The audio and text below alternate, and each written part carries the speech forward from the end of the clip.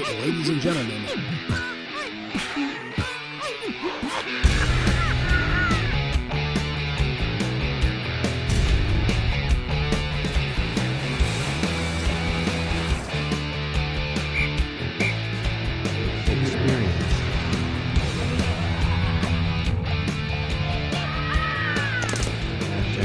Dave and Alex.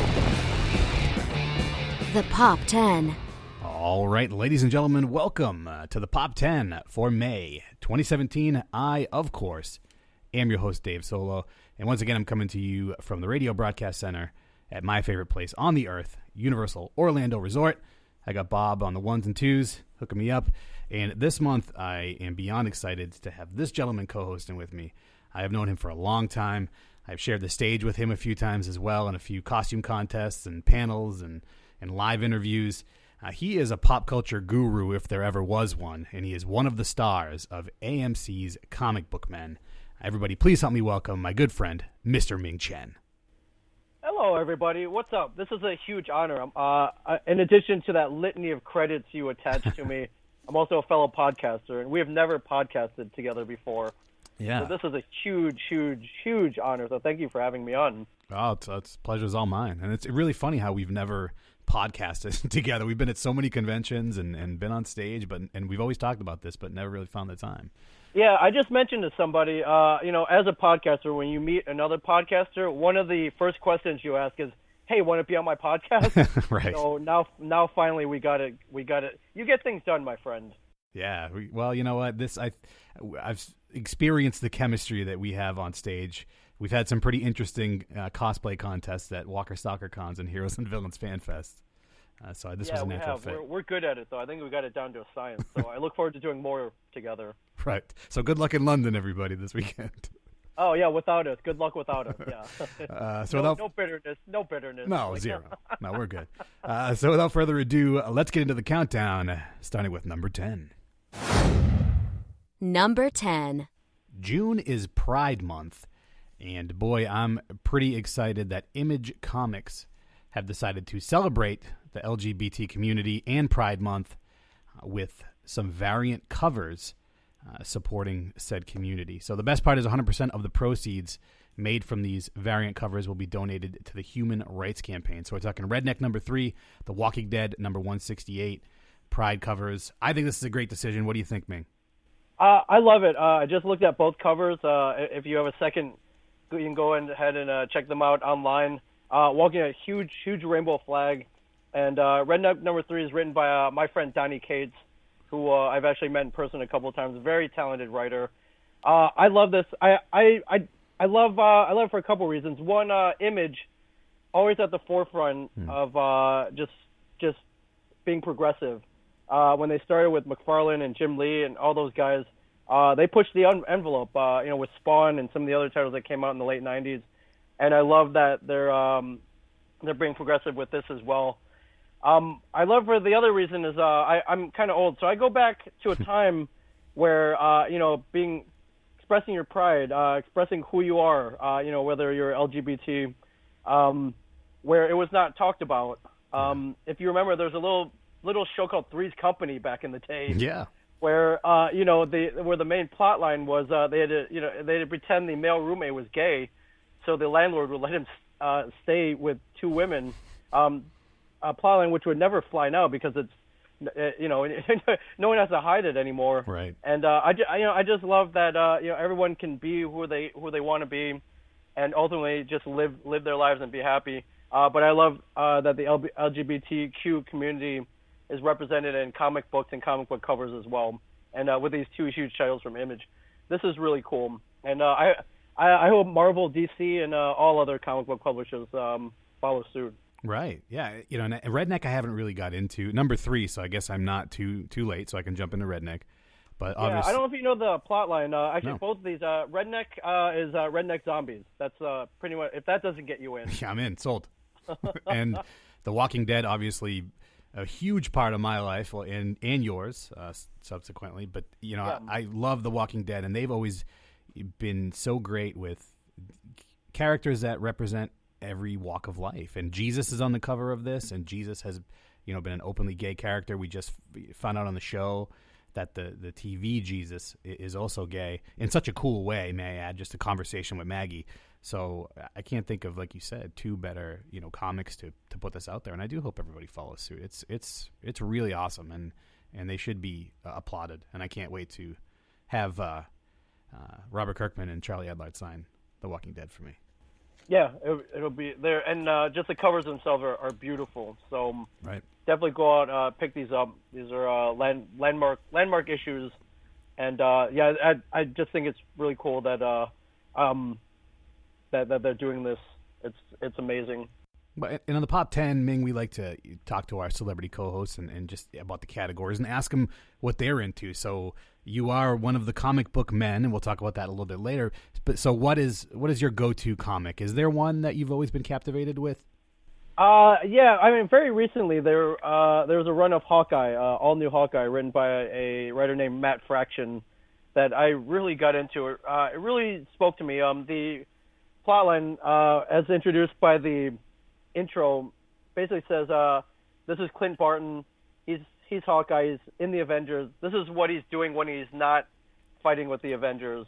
And he's just basically just a regular guy trying to hook up a DVD player and saving his his fellow apartment mates from the Russian mob. Wow. And arguing with the other Hawkeye, the female Hawkeye, Kate Bishop. They did a Hurricane Sandy issue, which took place in New Jersey. And the last panel shows Kate Bishop walking away, her fist up in the air, kind of like the end of the Breakfast Club, saying "Jersey rules." There's that book really spoke to me, and that's one I've been recommending to people, like far as anyone who will listen to me. The other one I've been reading is one called Manifest Destiny, which is published by Image, and it basically chronicles the Lewis and Clark expedition, but with a fantasy bent. So they run into plant-based zombies, they run into giant ladybugs, they run into sea serpents. I think anyone who goes to school learns about the Lewis and Clark expedition, Westward Ho, how they went, they went west. But this is kind of a fantastical bent to it, which includes fantasy elements that both me and you like. Yeah. It's a book I think they should just hand out to kids in every history class. And kind of go, you know what? It probably didn't happen like this, but it might as well have, and this is way more fun. Right. And you kids should be reading this. And you know what? We weren't there. We don't know it didn't happen like this. So, true. Yeah. I think you get way more kids into history. So those are two titles out. And then Marvel and DC, if we go a little more mainstream. DC, if you both the Green Lantern, especially the Flash, have both been killing it. Nice. The Flash, I think you should really read if you're into the TV show. It follows all the tenets and all the major plot lines that you've seen in the TV show. Exactly. Or if you're a fan of the comic books, it's just really amazing.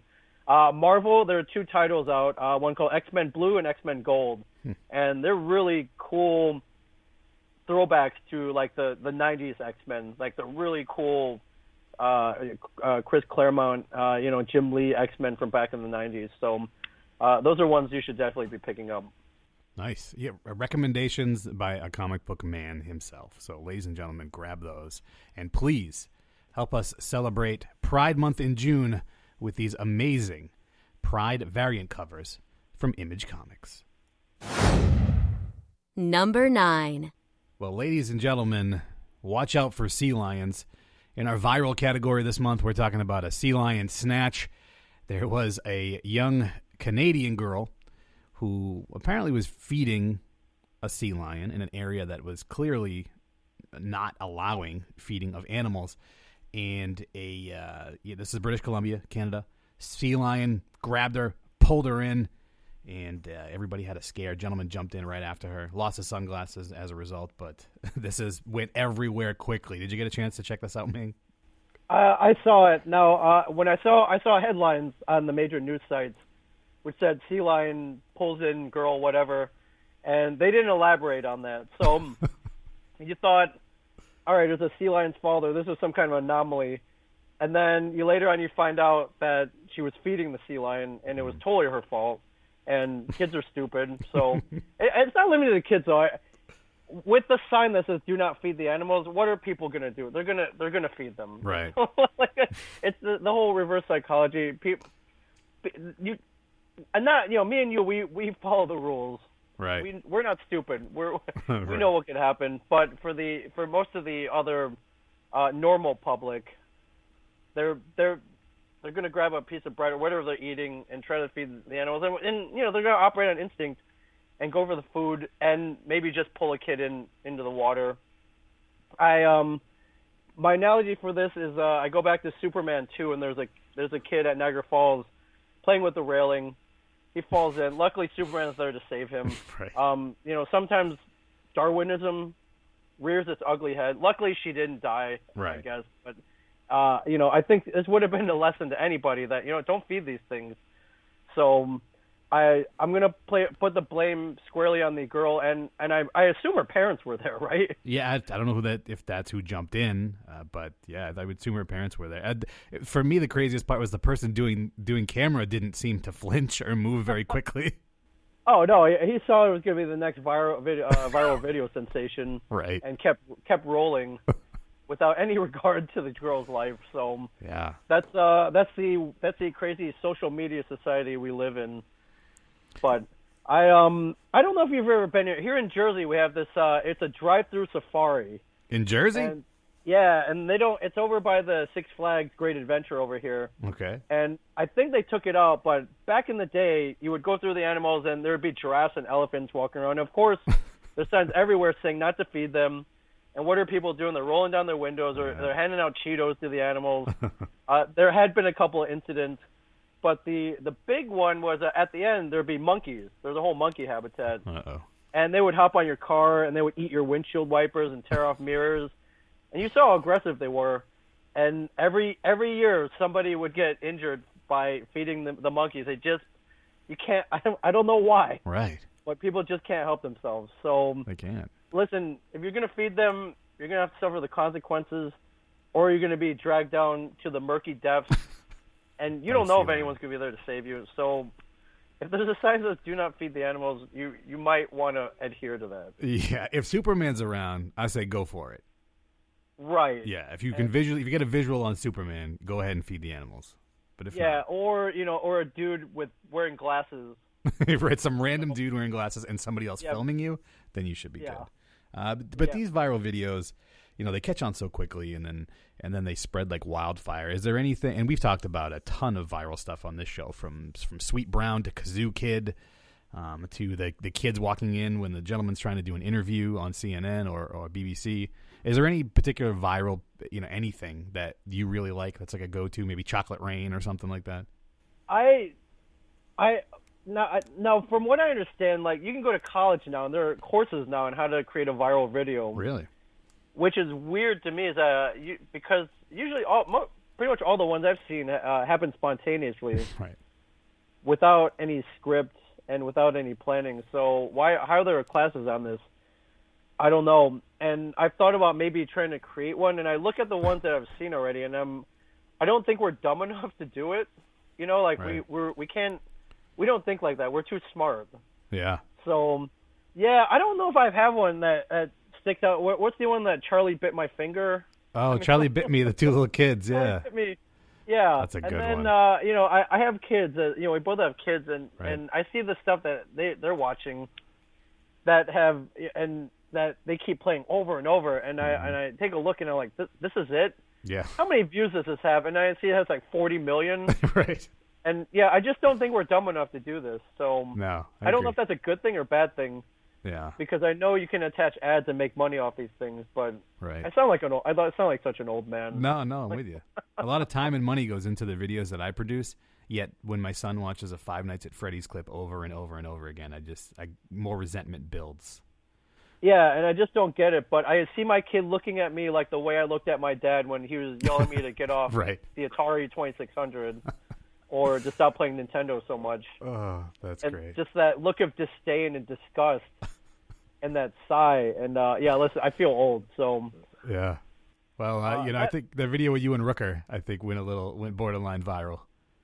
It did, yeah. I think if you look on YouTube, there's I moderated a panel with Michael Rooker, and he always likes throwing me around. into some weird martial arts like self-defense, Krav Maga, something. Right. And every time we're together or we moderate a panel, he's always got to show me his latest self-defense move. So he'll be like, choke me or hit me over the head with a bat. Right. And he'll defend it, but he'll go full speed and slam me into a floor, almost threw me through a table once. And people love it, so I guess I keep doing it for the entertainment value. So hopefully one of those goes viral, 40, 50 million hits, and people will see it and shake their heads. So raise some money. Well, yeah, there you go. Keep your eyes peeled, everyone. Keep your eyes peeled and take the lesson with you. Please don't ever feed the animals or Michael Rooker. Yeah, exactly. Number 8. If you're like me, you enjoy the occasional drive-through visit and really weird fast food treat. Well, right now, fast food is just exploding with all of these Frankenstein-like creations that make you scratch your head. Burger King has mac and cheese Cheeto Bites back, which are very interesting. Taco Bell's got some naked chicken chips, and McDonald's has some signature series. It's all just craziness. Ming, are you a big fast food guy? I always see you eating online. I always see you eating like the best things in the best restaurants. So when you're not posting that stuff, are you hitting up any drive-thrus? I love fast food. I love food in general. I love to eat. Now, if you check any of my social media, and I travel a lot to all these conventions, and while I'm in whatever weird city I'm at, I try to find where all the good food is. So I do try to seek out the best restaurant, not necessarily the most expensive restaurants. Mm-hmm. My goal is to eat the best food for the least amount of money possible. So and a lot of that food, a lot of care goes into it, a lot of organic, locally harvested ingredients, things like that. But you can't eat like that all the time. And when I was a kid, fast food was a treat. Yeah. So I grew up with that mentality that fast food is awesome. And these days I've had a lot of late nights where they're the only thing open. Yeah. Or I'm on the road a lot and they're the only thing available. And as such, any fast food innovation, to me, it might as well be like the light bulb. Right. The last time I got really excited was the Taco Bell Doritos Locos Taco. Yes. A taco shell made out of a Dorito crust, out of a Dorito. Yeah. That's like landing on the moon, man. Like, to me, right. To a guy who loves food as much as I do. So, and any crazy, awesome fast food innovation, I'll definitely go and try it. So we'll start with the BK mac and cheese Cheeto Bites. Yeah. Now, they could have stopped at the mac and cheese, and I would have been in. Right, just mac and cheese bites. Yeah, no, but put the Cheeto dust on there, like I'm totally in. And this is a welcome innovation, not healthy. No. And I won't be eating these every day, but there are scientists in a lab, R&D departments, right? People in white coats, researching these things. Probably poured millions into this innovation. Yeah. And I think this is a winner here. And I don't know if you've seen. I saw there's a ballpark in Cincinnati where the Cincinnati Reds play. They have Cheeto dusted popcorn. So yes. If they want to put Cheeto dust on everything, I'm all for it. I'm cool with that. Yeah. The hardest thing for me with this is always the Cheetos on the fingers, but it was my daughter who actually showed me that I'm a crunchy Cheeto guy, that she eats crunchy Cheetos with chopsticks, my daughter. Oh, okay. So it's a whole, no orange fingers. No orange fingers. So it's a winner. I just lick the fingers. It's it's half the fun. Part of the experience? Yeah, just lick the dust off. It's not that, it's great. Yeah. I don't know if I'm feeling these things, but I'll tell you right now, the Taco Bell naked chicken chips, they pretty much changed my life.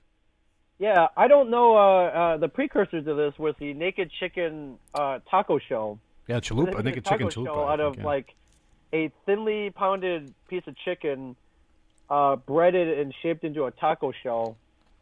That's awesome. Yeah. I mean, this is like, I hate to compare these to great scientific Nobel Prize winning achievements, but to me, this is like landing on the moon, man. Yeah. It's like this is like this. I can only think that a stoner dreamed this up, though. Right. Well, yeah. I guess you should ask Kevin Smith if he had anything to do with it. He may have. I wouldn't be surprised. Only someone that hungry and that high Right. can come up with something this brilliant. Yeah, these are great. They only call them chips because they're shaped that way, but it's the same principle. But they're a little spicy. They're served with nacho cheese. I did have them a few days ago, and like I said, they will change things. Yeah, and I guess the precursor, the godfather of this, we go back to Burger King. They pioneered the chicken fry. Yeah, oh yeah. So, Yeah. This is just insane. There's no wonder that Americans are all, like 400 pounds. Right. And it's funny. I've been here at Universal Orlando Resort all week for the grand opening of Volcano Bay, and one of the fellow journalists, he's a food blogger, and I was talking to him, and he gets got first dibs on all this stuff, and it's what a life. Can you imagine that, being flown places just to eat crazy, amazing, wacky things? I can't. How do I get that job? I would love to. I document everything I eat, anyways. Yeah, maybe he's and hiring. I travel. I that's got to be the best job in the world. My hat's off to him. Yeah, he's pretty svelte, so I don't know if he's just hitting the treadmill or fast metabolism or whatnot, but yeah, I want to do it too. And lastly, this isn't really that wacky. It's just McDonald's is always innovating, and they have these signature series now: maple bacon Dijon burger, pico guacamole, and a sweet barbecue bacon. Personally, I'm a huge fan of McDonald's, and I'm with you. It's fast food was a treat when I was growing up too, and I think McDonald's needs to kind of slow their roll a little bit with this stuff. Yeah, I'm with you. I'm not feeling these at all. Now, the basic hamburger, the Big Mac is, Big Mac was their, I think they're going too highbrow with this. Right. I'm not eating guacamole on a McDonald's anything. McGuacamole, I can't. I keep it simple, McDonald's. Yeah, please. You kind of lost me with your whole cafe. Like, I'm not drinking a latte at McDonald's. No. I don't. No, never. Even though they have it, I'm not drinking a latte. I just want plain coffee. I want my egg McMuffin.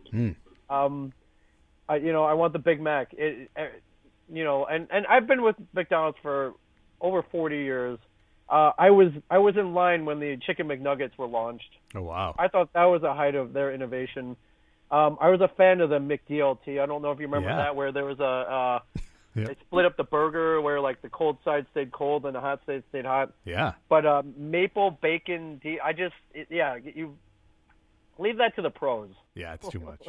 No, it's definitely too much. Yeah, absolutely. Like, I love McDonald's, and I think the McRib is my favorite innovation that steps out, outside of the burger joints, but leave this stuff alone, please. And like you said, if we're going to go into a McDonald's one day and there's going to be somebody eating a pico guacamole burger with a latte, and you're going to scratch your head and say, where the hell am I?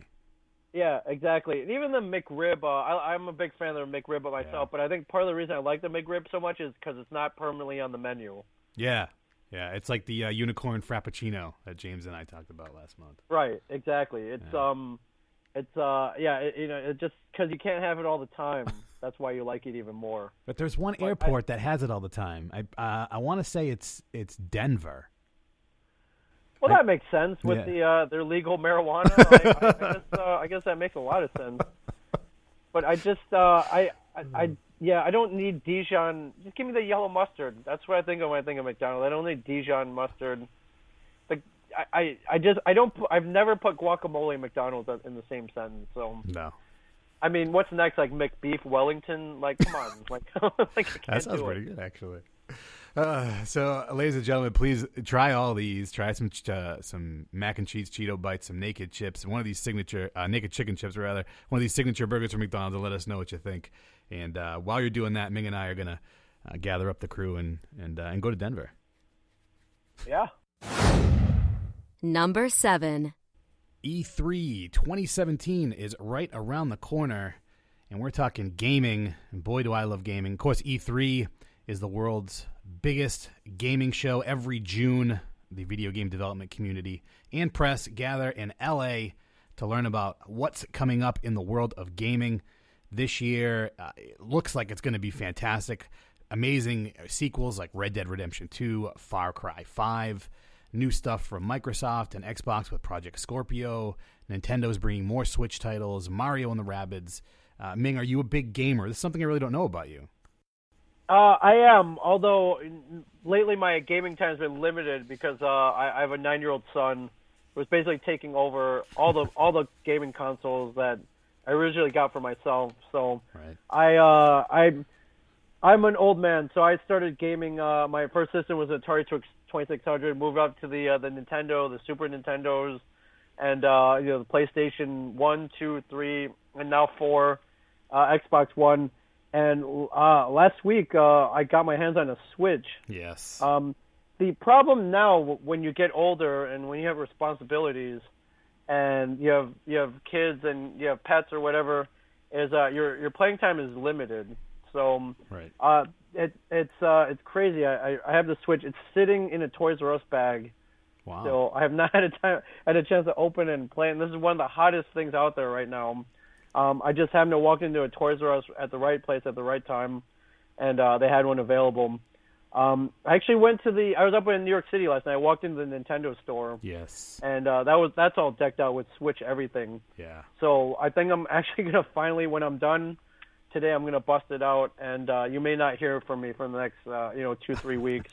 Right. Now E3, you and I both love going to conventions. Yes. I've never been to E3, and I'm dying to go. Yeah, that's a shock. And a whole convention. It's basically a San Diego Comic-Con of gaming conventions. Right. Where you go and I imagine it's much the same as the conventions we go to. There are probably special guests as well as game developers. There are probably panels. Now the major difference is you can go and play everything.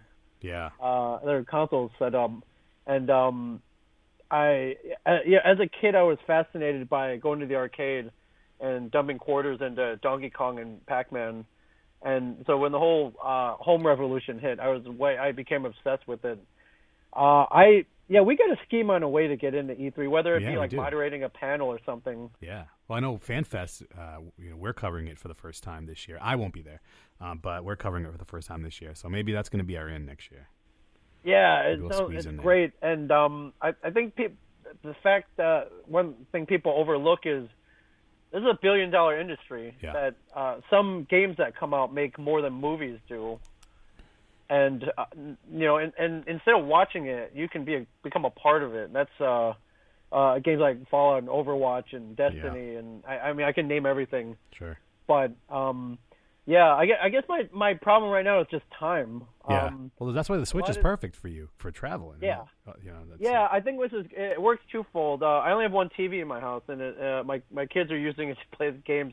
With the Switch, I can literally lift out the LCD screen. Yep. And just kind of be like, peace out, kids. I'm gonna go play Breath of the Wild for like 10 hours. Yes. If you don't hear from me, send up a pizza and just make sure I've gone to the bathroom. So.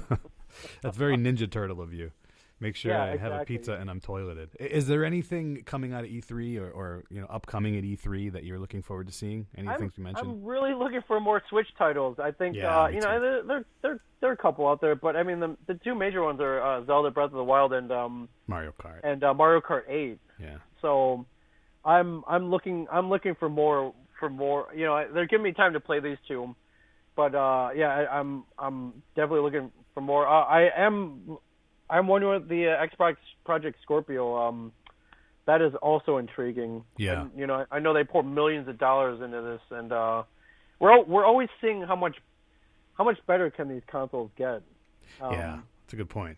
I remember when Nintendo 64 came out. I was like, holy crap! And they're like, it's trying to come up with something like it can't get better than this, right? And then then it does. So yeah, it's almost like cell phones because I'll go back and play something on a 360 title and be like, wow, this looks like crap.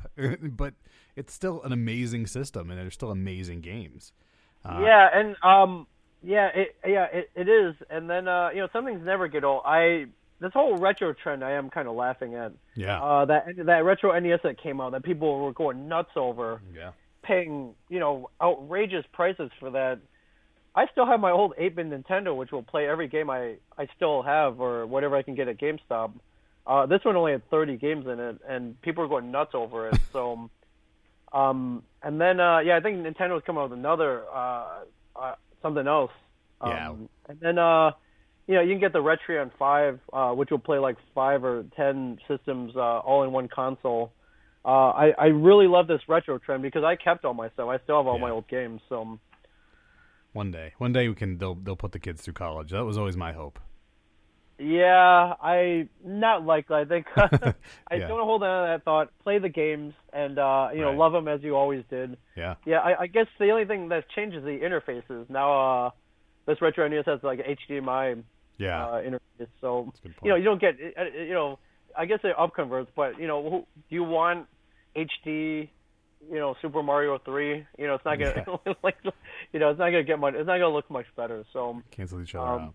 Yeah, I mean, I love the evolution of gaming and 65 million polygons or whatever. Right. I'll go back and easily play Adventure from the Atari 2600, where you're literally a dot. Yeah, absolutely. Yeah, and there's something to be said about that. But E3, I think looks fantastic. I'm a big Red Dead guy, and I cannot wait to see what comes out of that. E3 in June. Everybody, make sure you're following along. And then maybe for the YouTube channel, Ming and I will play some Mario Kart or something at the next show.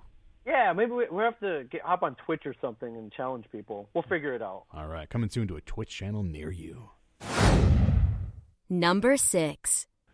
Summer is almost here, and as much as I love summer, I can't wait for the fall to approach because my favorite event of the year will be starting once again in September. Ladies and gentlemen, I'm talking about Halloween Horror Nights 27 right here at Universal Orlando Resort. Some amazing announcements have already come out. Number one, American Horror Story is coming back, and that is really a treat for everyone. With my favorite maze last year, and just a few days ago, we were blessed with the news that this year there will be a house based on The Shining, one of the greatest horror movies of all time. Ming, have you been to Halloween Horror Nights ever?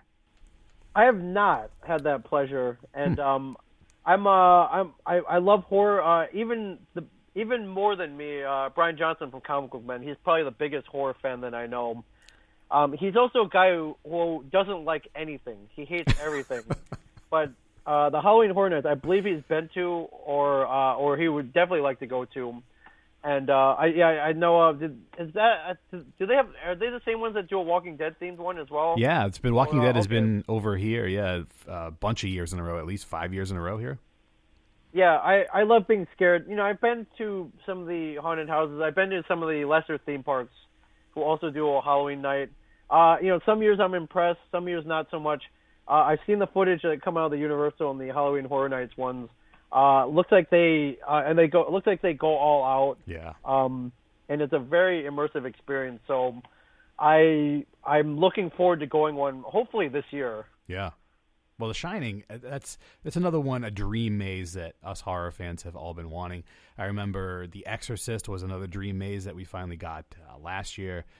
There's been some great IPs, like you said, The Walking Dead. That house always kills. American Horror Story was great. Alien vs. Predator was a fantastic maze we had a few years ago in Orlando. That's awesome. I just love once you start licensing or just putting beloved horror pop culture properties into an experience, and then you get some Universal backing behind it. That's pretty amazing. It's a far cry from the kind of lame haunted houses that we've gone to in the past as kids. Yeah, where they'll have like a bowl of grapes and some fake blood or something. You mean a bowl of eyeballs? Well played. Yes, eyeballs, whatever you want to call it. Oh, once great. you turn the lights down, all bets are off. And The Shining this is cool. If he were alive, I wonder what Stanley Kubrick would think about this. Sounds like he'd be pretty impressed. I think so, and I really hope that Jack Nicholson gets a chance to experience it. I think he would fall in love. I don't guarantee a lot in life, but I will guarantee you that maze will just be off the charts. And every single year, Halloween Horror Nights just gets better and better, even when you think it's not possible. So again, you've never been, Ming. I think you definitely need to come this year. The scare zones in the streets could be one of my favorite elements of any event I've been to. So not only do you have these mazes, Ming, you have different themed scare zones throughout the streets. There was one last year, Vamp 55. it was a 50s high school, like prom, but there were vampires. It's just immersive, and it's unbelievable, and I really think you need to come. That's insane, and it sounds like by the way they set this up, like you may be insane by the time you leave the Shining House. Like that's how you may Jack Torrance. You may turn into Jack Torrance by the time you leave, which is pretty amazing. Yeah, well, that's definitely how it needs to be marketed now. I think you will be insane by the time you leave, if you weren't already going in. Yeah, and my thing is, you know what? Take your kids because they need to be desensitized to this stuff as soon as possible. Yeah, I've seen some interesting stuff. I've seen some, my kids have always been timid, and I'm the horror guy, which is hilarious. But I've been in houses with like 8-year-old kids, and there are kids that actually love it. So you never know what you'll see at Halloween Horror Nights. And again, I go back to Brian Johnson. He, I believe his mom took him to Texas Chainsaw Massacre when he was 5. Oh, there it is. That may explain a lot about why he is now at the age of 49. But with that being said, horror's fun. Yeah, It's fun to be scared. It is. It's fun to get some blood on you. Yeah. I like that they're not just slapping a name. They've never done it. I love that they're just not slapping a name on something and going putting a couple elements in there. They go all out. Yeah. Well, and you feel like you're in the film. Again, The Exorcist was that way. I remember Dead Silence was a house years ago with Mary Shaw and the little ventriloquist puppet there. It's just so freaky, but you really feel like you're in it, and that's the beauty of it. And we talked about the bowl of grapes and with the lights off. They give Unmasking the Horror tours here that you can go through the mazes during the day and see them with the lights on, and the tour guide gives you all kinds of details, and it's just so impressive to the down to the every last chicken feather in the Texas Chainsaw Massacre house last year. The details are just absolutely incredible. So they go all out. That's cool. So you get a kind of behind the scenes tour, and you're still scared going in it. Right. And go back at night. Yeah. Absolutely, yeah, and it just got to do it over and over again to catch every little thing. So we only have 2 mazes announced so far. I cannot wait. I'm on the edge of my seat for the next one. Everybody, if you want to know more, and I know you do, I strongly suggest you visit HalloweenHorrorNights.com right now and book your vacation. Number 5. Well, we had some very sad news as of late. The world lost another music giant, Chris Cornell, lead singer of Seattle-based band Soundgarden, also Temple of the Dog, his own solo projects. He passed at the age of 52, and of course he'd been one of the trailblazers of the grunge movement, late 80s, early 90s, and was just a fantastic musician and a fantastic guy from what we hear. Apparently it was a suicide, and supposedly from a side effect of his medication. So were you a big Soundgarden, Chris Cornell fan, Ming? Or are you? I was. I grew up in the heart of grunge. I was primarily an 80s kid, but as the 80s turned into the 90s, grunge was at the forefront. So, and I think I got into it mainly because MTV was still playing videos at the time. Yeah. So I became a fan of Nirvana. I became a fan of Stone Temple Pilots. I became a fan of Soundgarden. And, it's sad, we were blown away in 94 when Kurt Cobain killed himself. Chris Cornell, I thought would kind of live forever. Seemed to have everything, his head on straight. Yeah. From the interviews that I saw. Of course, we don't really know what's going on. And, this came as a big shock to me. And, I think, people, the phrase I see people mention before he comes was like, he made it. He's in his 50s. He was married, successful music career. He made it past his 20s and 30s when most troubled musicians kind of commit suicide or die of overdoses, and it was a shock to see a man at the age of 52 who seemed to have everything together take his own life, and whether it was a side effect of his antidepressant medication or whatever. I just kind of thought he would just go on forever, and just and he. I listened to Soundgarden. I was a fan of Temple of the Dog when they were on, and Audioslave as well. Yeah. So just shocking, really. I heard an interview with Dave Grohl a few days ago from Foo Fighters and Nirvana, who and he said some great things about Chris Cornell. reiterate a lot of things that you said. That when he first heard Black Hole Sun, he heard that and he said, "Wow, this guy's changing the game completely for everybody," and they really did. And one of the sad parts of this story is now it appears his wife is pursuing litigation for the medication, and this may be a very weird parallel, but we talked a little bit about wrestling before. I'm a big wrestling guy, and I know they've made some moves, like WWE especially has made some moves for wellness policies and doctors, like team doctors. With all the stuff that happens in music, I'm curious if maybe they should adopt tour physicians. You think that would be a good move? I it certainly couldn't hurt, and right. I've never been on tour, and we both travel a lot, but we don't go through the rigors of a rock star life. And I imagine, as glamorous as it looks, I imagine it's not easy mentally as well. So No. I can't imagine. That it's not a bad idea, especially with the. I don't want to call it a trend, but a lot of rock stars don't live a long life. So either for whatever reason, they go through a lot, so it wouldn't be a bad idea.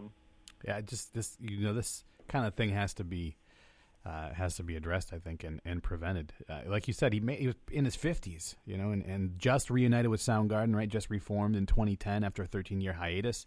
He just performed at the Fox Theater in Detroit, and like his wife had mentioned that he didn't seem like himself. He was slurring his speech, and I think that if there are more safeguards in place, maybe we can prevent this. But yeah, I read that. I read it. She had his bodyguard go check on him, and he did. But ultimately he killed himself. And you brought up the name Dave Grohl. I mean, this is as shocking as I heard. If I heard Dave Grohl took his life, I'd be pretty shocked as well. Just two guys with successful bands who made it through that period. Yeah. And made it into the 50s. So, I hope this isn't a trend. So yeah, well, we will always have the backlog of music to enjoy and to share with future generations. Were you into the grunge as well? No, not really my thing. Okay. I liked Soundgarden. Soundgarden was different. It was like the Pearl Jam that I was a little Soundgarden was a little different. I liked him. I love Chris Cornell's cover of Billie Jean. I think that's one of the best covers of all time. So I wasn't really a big grunge guy. I was always a real big reggae hip hop guy. But I can appreciate talent. Analogy. It's like Pearl Jam, but they rocked more. Right, a little bit more rocking. That is a great analogy. I think I was a fan of the grunge movement. The only thing I didn't like was flannel. Flannel was big with the grunge movement. Yeah. And as such, all the girls I went to in high school with they all dressed in flannel and combat boots. Yeah. And I was like, oh, okay. I wasn't a huge fan of that, but I can't work that's the just flannel. me. Well, rest in peace, Chris Cornell. You will be sorely missed. Number 4. Water is life. Life is joy. That's a philosophy celebrated at Universal Orlando Resort's newest theme park, or should I say water theme park. We're talking about Volcano Bay, which grand opens today as we record this, May 25th. Volcano Bay is now open to everyone. I had the opportunity to visit yesterday for a media preview, and I have to say this is the best water theme park I have ever been to in my entire life. Yeah, just so different. Some amazing, unique features. The Tapu Tapu wearable, so you don't have to stand in lines anymore. You just hit the little totems outside. It gives you the time to come back. You don't have to carry your credit cards. You don't have to carry cash. You can do everything with this wearable completely hands-free, and it is absolutely beautiful. The volcano is breathtaking, and the attractions, which I'll talk about more in a minute, are just absolutely stunning. Ming, are you a water park guy? I'm definitely a water park guy. I have not had the opportunity to visit the big ultra mega water parks that they have now, but Yeah. one of the first ones I went to was a place called Raging Waters in San Dimas, California. And San if you're a Dimas High Bill School and football Ted rules. excellent Sorry. Yeah, exactly. San Dimas football rules. And if you're a Bill and Ted's fan, Right. that's where they shot the Waterloo scene. Oh yeah, nice. With Napoleon. So I've been a fan ever since then. The taller, the faster, the better. I always obey the rules where I go down when they tell me to go down. I cross my arms and feet so I don't flip upside down and fall out of the tube. Nice. There's some of the ones where you ride on the sled and they tip you down. I am a big fan. I'm very excited about Volcano Bay. I'm even more excited. My whole goal in life, whether it be an offshoot of this TV show or whatever I go on to do, is to never wait in line again.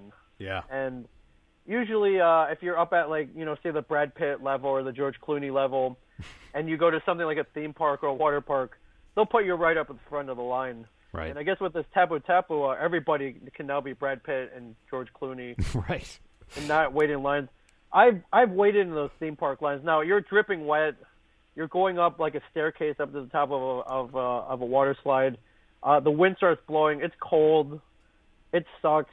You're going through standing water. You don't know what it is. This sounds awesome. Yeah. I felt very Brad Pitt like yesterday. Let me tell you, with the Tapu Tapu. But yeah, everybody gets that treatment at Volcano Bay. That's the beauty of it. You don't wait in line. And with attractions, Ming, that I got to experience, like the Ko'okiri body plunge. Ko'okiri body plunge, 70-degree fall, 125 feet, Ming. Wow. All right, I'm down with that. I love thrills and spills, especially ones that I can walk away from or swim away from. That's amazing. So that ranges from anywhere from your standard lazy river up to the 70-degree, 125-foot drop. Oh yeah, there's a quote-unquote lazy river there. It's the Kapiko winding river, and then there's also another river, the Teawa Fearless River. So there's a little more force on that one. So there's something for everybody at Volcano Bay, man. If you want to be lazy, you could do that. But if you want the river experience with a little more force, there's that for you there too. Yeah, and I'll admit the only reason where I don't go more often is I don't want to wait in that long line. Yeah. And so you're saying I don't have to wait in line anymore. Never again. There might be a little wait, but it's that's the nature of the beast. But it's a few minutes. It gives you a time to come back, so it's not a long wait by any means. And not only that, Ming, but you're not going to have to carry your own rafts anywhere in Volcano Bay. So that's out of the window too. So no manual labor, and yeah, I mean, I've waited up to and over an hour to ride, like a 30-second drop. Yeah, not at Volcano Bay. You can enjoy the amazing drinks that I got to experience and the food. I had over a foot-long pretzel dog yesterday. And wow. Yeah, it was absolutely phenomenal. You can't go wrong. One thing I did miss that a lot of people tried, the Krakatoa volcano. It's the Krakatoa Aqua Coaster. It's an actual aqua coaster. And it looks absolutely phenomenal. I did not have time to do it, but it's just giving me a reason to come back. It's like when you leave something at somebody's house, it's just giving me a reason to come back. Right, and you left your Tapu Tapu wearable there, so you can go pick it up. We need to go out there very soon, Ming, and do a live story, because this is writing itself at this point. But yeah, I'm definitely up for this. And so you're telling me they mashed up a roller coaster and a water slide? Yeah, induction launcher. So boom, it launches you at one point upwards in a water park, theme park rather. I'm totally in this. This totally beats the last water park I went to, which was at I think it was at a little kids park. Yeah. Where their big attraction was that big water bucket that dumps on you every 5 minutes. That was a big attraction. It looks like this kind of not to use a pun, but blows that out of the water. It certainly does. And there's no story behind a bucket. Again, one of the reasons why Volcano Bay is so cool is it's a water theme park. There's a story behind the entire park. The Waturi people were led to Volcano Bay by this mythical golden fish, and it became absolute paradise. So there's all kinds of story elements. The Tapu Tapu will not only save you from waiting in line and act as your form of payment, but it activates all cool little elemental things all around the water theme park. We live in a great time, my friend. We do. That's all I gotta say. We really do. You can check out our YouTube channel, the Pop 10 YouTube channel, and I uploaded a video yesterday of myself in the water with the Tapu Tapu making stuff and things happen. That's awesome. I'm I'm wearing a GoPro, and I'm going to go on all 12 attractions. Nice. Well, ladies and gentlemen, stay tuned for us for more coverage coming out of the Volcano Bay grand opening, and book your vacation now, ladies and gentlemen. Get here as soon as possible, and of course, you can do that at universalorlando.com. Number 3. Ming, I know you're like me, and a million times you've done a Arnold Schwarzenegger impersonation of I'll be back, right? Yeah, or come with me if you want to live. Right. Well, get him, dust him off, get him ready, because it looks like Arnold's coming back as the Terminator, and James Cameron will be there as well. James Cameron regains the rights in 2019, and Arnold has thus already confirmed his return. I love the Terminator. Do you also love the Terminator?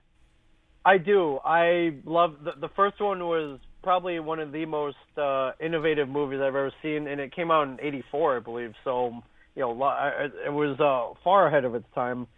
And then I believe it was '91 when T2 came out, and that one just blew everything I'd ever seen out of the water.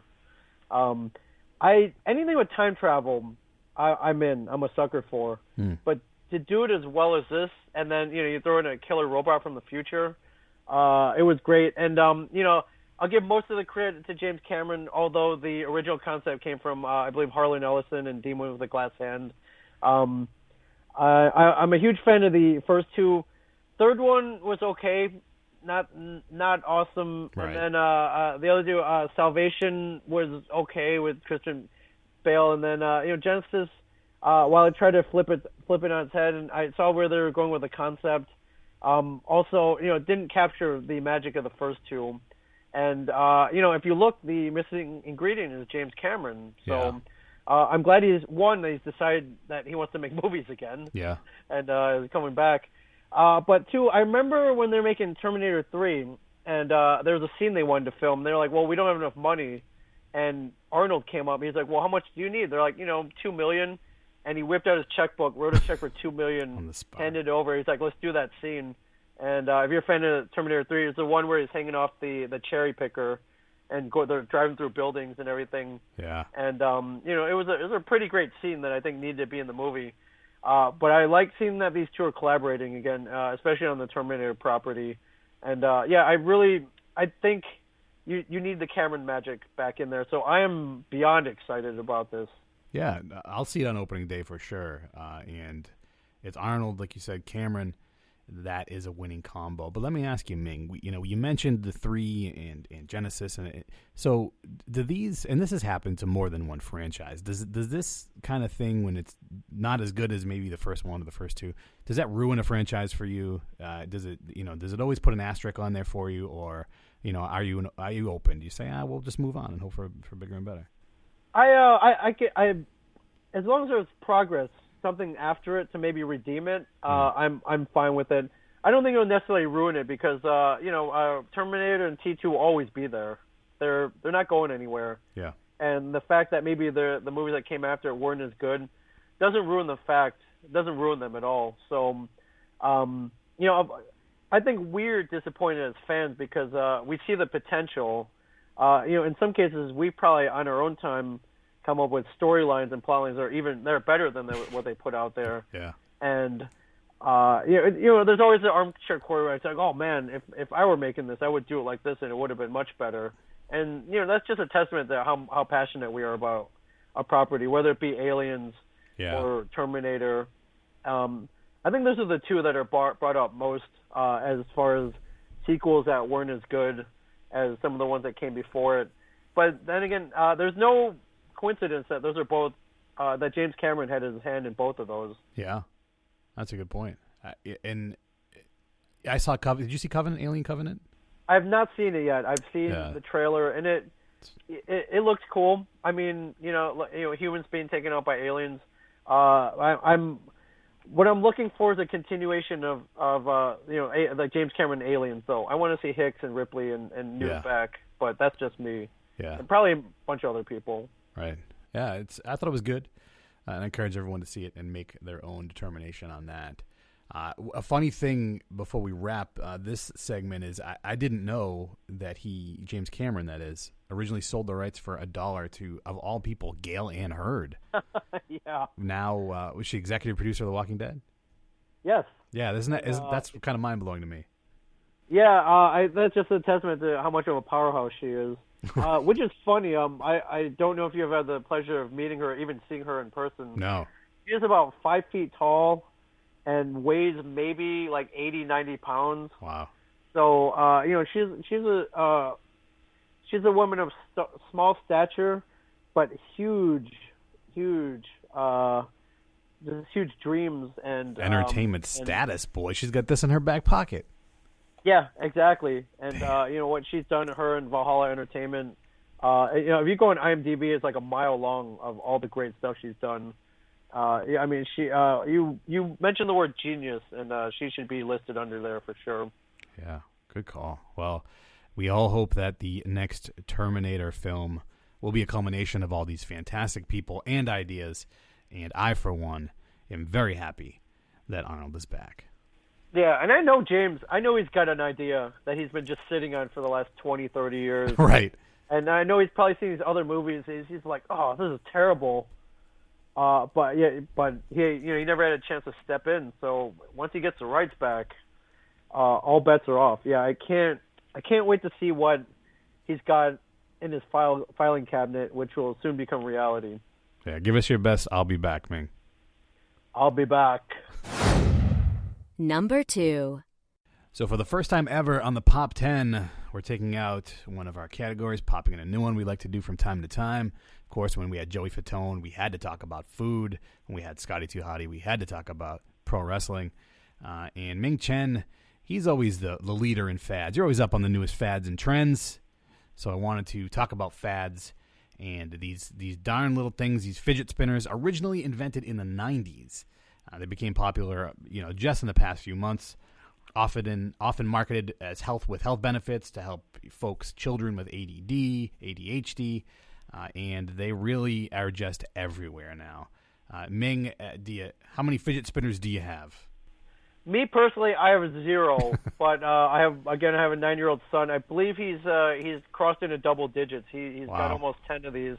I gotta raise my hand as guilty. I bought several of them for him. Yeah. I only go with the cool ones. So I bought one that lights up. It's got LEDs in it. It's pretty cool. And the second one I bought him is shaped like the Batman symbol, the bat symbol. Oh. So I have bought into the fad. Low cost keeps them quiet. Why these things are as big as they are, I don't know. I think the marketing is crap. Where ADHD and health benefit. Right. Yeah, come on. It's a thing with ball bearings in it that spins around. That being said, have you had the chance to spin one? Have you had a chance to hold one in your hand? Yeah, my daughter has one. But like most things that they make for this kind of cost, it's already kind of on the way out. So of course she needs another one. It's and I don't get that deep into my other lives that much, but in my other life I teach.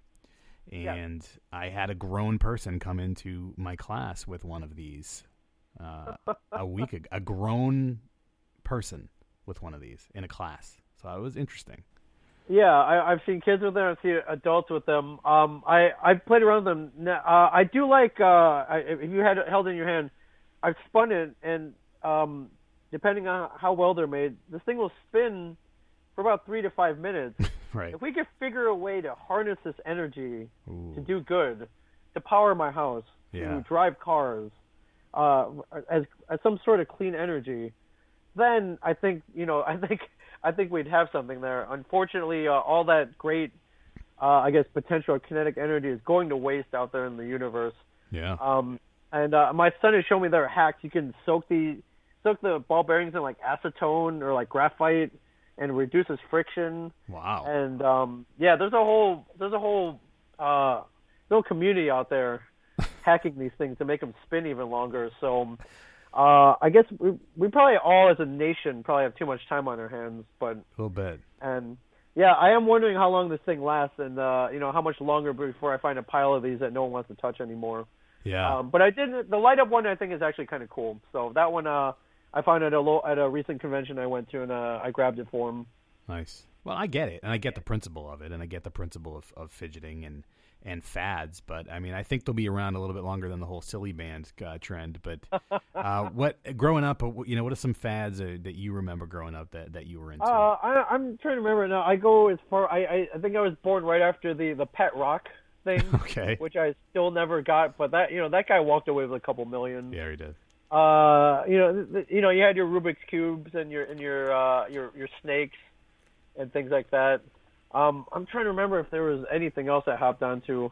Even though I was older, I had a couple of silly bands. That's when my kids were younger. Yeah. The more I believe, even with the fidget spinners, I hear they're licensing it now. We'll see like Major League Baseball ones. Yeah. If they're not out there already, we'll probably see Walking Dead ones. I've seen a couple Marvel, Iron Man, and Avengers ones.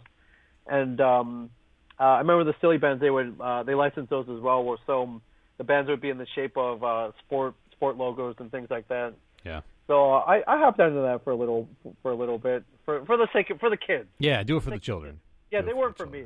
Yeah, I remember some things that have already come back that I have slap bracelets. I was into those, but that's when they were metal and they could really cut somebody. And those are they were a wearable and a weapon. Yeah, good for the zombie apocalypse. Yeah, and I don't know why, but a pogo ball popped into my head. Remember the pogo balls? Vaguely, yes. Yeah, those things. For whatever reason, I don't know. Yeah. And then Pogs were a big thing. Pogs, back in the 90s. Again, they're little round pieces of cardboard. And with these fads too, it always just makes me ask myself, like, why didn't I think of that? Yeah, again, I go back to, I believe, our first topic. We're just not dumb enough. Yeah, we're just not dumb enough. We're not dumb enough to figure out these things that are mindless and brainless that just kind of catch on. So I don't know. I don't know if do we have to hit each other in the head a couple times? I think so. Yeah, at this point, I think I'd rather be dumb and rich than be intelligent and completely broke. Yeah, I can buy intelligence later on. I can go to school and get degrees. I can get honorary doctorates. I don't know, but we need the money. We need a budget though. Yeah, we really do. So, ladies and gentlemen, if you've been spinning a fidget spinner for the entirety of this podcast, we mean absolutely no offense whatsoever. No, if you're troubled, no offense to anybody with ADHD, which I believe I have anyways, but it's not really helping me release any attention deficit. Now, I do see that these things were invented by a woman named Catherine Hedinger, chemical engineer, just kind of created this thing. Had the rights. I believe the rights expired this year, and that's why everybody else under the sun started manufacturing these. I'm actually feeling bad that she's probably not seeing a dime of these. Right. Now it belongs to the world. Yeah, which stinks because she invented them. Just couldn't market them properly, I guess. But now, for whatever reason, they've taken off. Well, there was no Shark Tank in the 90s. I think that's why. Yeah, I guess not. So hopefully, hopefully she doesn't die penniless and alone, right? Like some of our other great inventors out there, in history. Well, I think that they're here to stay for a little while, and maybe maybe I'll jump on board at some point. But just know the appropriate time and place. By the time you jump on, they're not going to be cool anymore. That's just how we are. Story of my life. We're way late to the game. Story of my life. Well, excuse me while I go put on my my mirror shades and head on out of here. Yeah, and I'm going to throw in a pair of parachute pants and a members only jacket, and I'll go with you. When everybody out there join Ming and I with these awesome fads, we'll post some more on the site. And if you have a fidget spinner in your hand, keep on spinning. Number 1. Well, we have the privilege again to be joined by one of the stars of Comic Book Men this month, and Comic Book Men is back for Season 7. Ming, how pumped are you about Season 7 of Comic Book Men? I am very excited. If you watch the show, you can tell that we love doing it, and we do it with excitement and passion because all we do is bust each other's balls and we talk about vintage comics and toys. Right. And that's a job, and now I guess it's a TV show that people like watching, shockingly enough. Yeah. So I'm excited. I would love to do this show like forever. But with that being said, when we did the first season, we had fun and we liked the result. But in the back of my head, I was kind of like, who's going to watch this? A bunch of old dudes sitting in a comic book store arguing about zombies, Back to the Future, and Star Wars. Yeah. And apparently, that's all people want to argue about now. As we know, going to so many conventions and just being geeks and nerds in general. This is Star Wars is our Bible. We worship at the house of the Force. So yeah, I'm very happy it took off. And season 7 is insane though. We didn't know if we would get past 1. But if you think of season 7, nowadays you kind of think about all the shows who didn't get this many seasons, and it's a pretty insane list. We'll start with shows like Firefly and Freaks and Geeks, who either barely made it a season or only made it 1 season. And then some of my favorite shows from the past, I think $6 Million Man got 5 seasons. Star Trek got 3 seasons. Wow. We're surpassing a lot of legendary shows out there. And I would love to have a Simpsons-like run, and right. I don't know if that's possible. I know I'm up for it. Right. But so that being said, I'm very excited to get a season 7. I just really love hanging out with the 3 knuckleheads I hang out with in the store, and then Kevin who comes in every episode, and Jason Mewes, who pops in every so often. Yeah. And I just love talking about stuff that I love.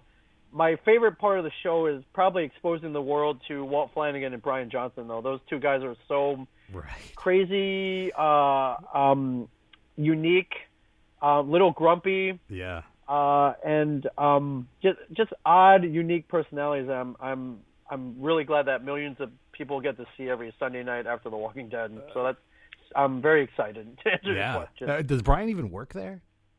No, he doesn't. Bryan is celebrating his 10th year of not having a real job. Wow. He has not filled out, a W-9 or whatever for a regular job in 10 years. He celebrates this. Now, we do get paid something for being on the show. Right. But to me, it's not a job. I mean, a job is, digging ditches or crunching numbers or... Sure. Or driving a truck or something like that, something backbreaking. His job is to make fun of other people and to make fun of me. Like, primarily, job. Yeah, he gets paid to do this. It's crazy.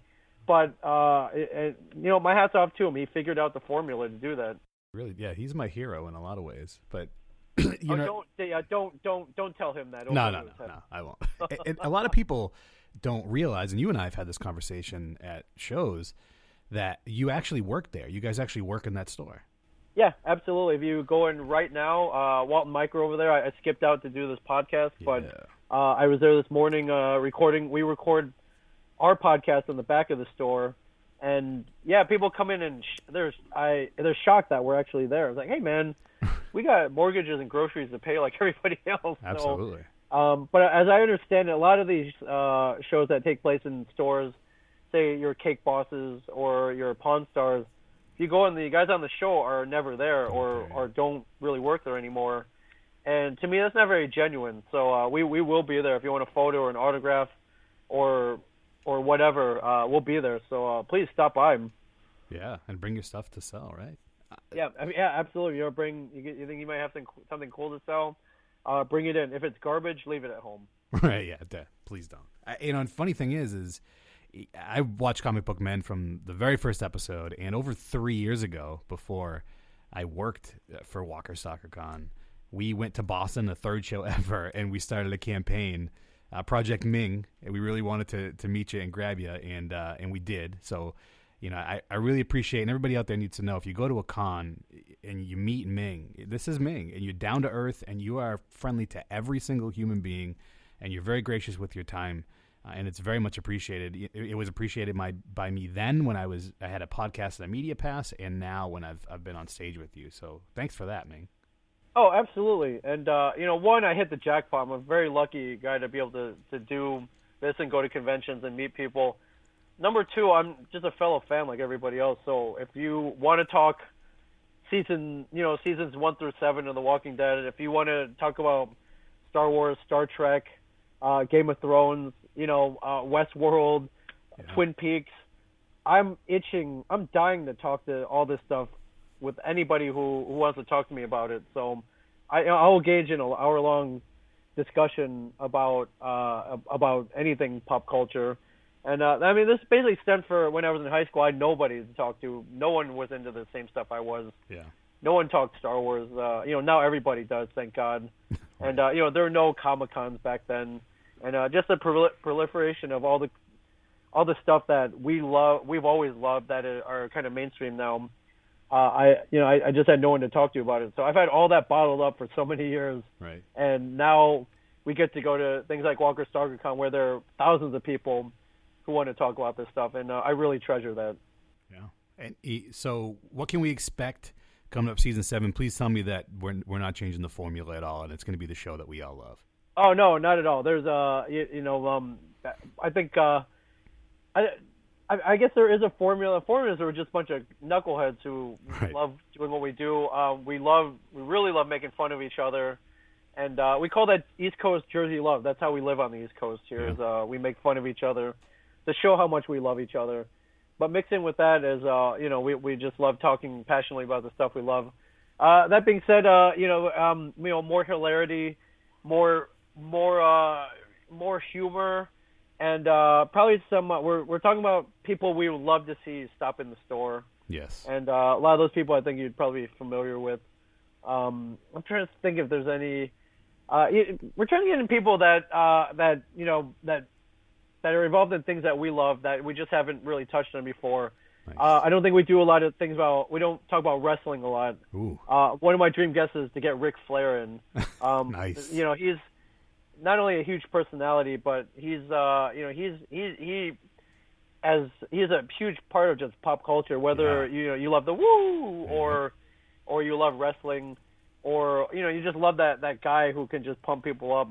Ric Flair is definitely up there. Right. I'm hearing rumors that they may want to do a Walking Dead themed episode, which I've been dying to do for a while. I think in years past, since we follow them, they didn't want it to be too obvious, or they didn't want to be a commercial for The Walking Dead. Yeah. But I think slowly I'm like, listen, Walking Dead's a huge part of our culture. For something that started kind of as a niche thing, zombies, and with George Romero and Dawn of the Dead and all that, where it was kind of a cult thing, where it's blown up to where now my 11-year-old nephew-in-law is way into the show.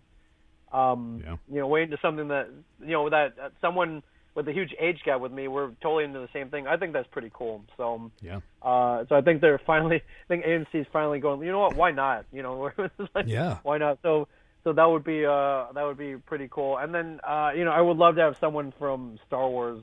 We've had a couple of Star Wars guests, Billy D. Williams and Peter Mayhew, but I would love somebody like Harrison Ford might be a little high, but right. Maybe someone like Mark Hamill would be awesome. Yeah. Or Daisy Ridley, or any. I'll take anybody from Star Wars. That would be cool.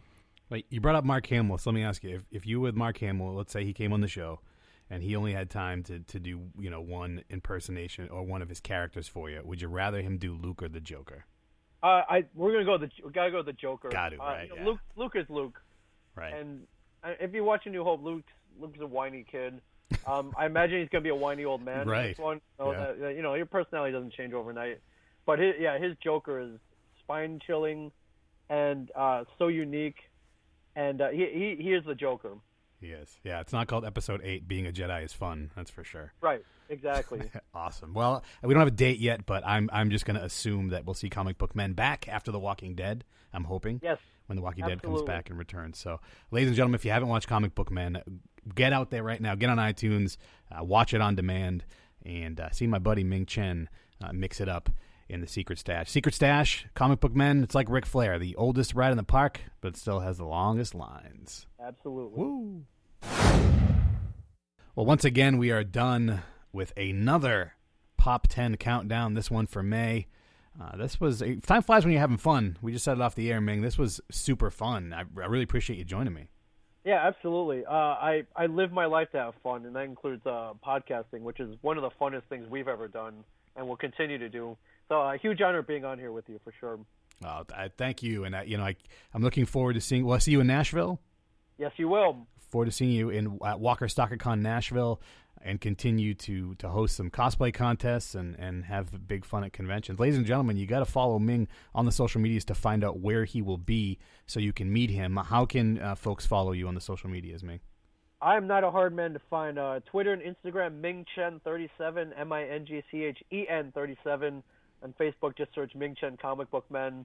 I'm on Snapchat. I'm on LinkedIn. I'm on Marco Polo. I'm on everything. I'm trying to keep up. Yeah. Well, everybody, you have to follow Ming. You will never be disappointed. Never a dull moment when Ming's around. And please, if you don't watch AMC's Comic Book Men, binge. Get up to date because this fall they're coming back with season 7 again. Again, Ming, thank you so much for joining me. Absolutely. Thank you. All right. And we will see you next time, ladies and gentlemen, right here on the Pop 10.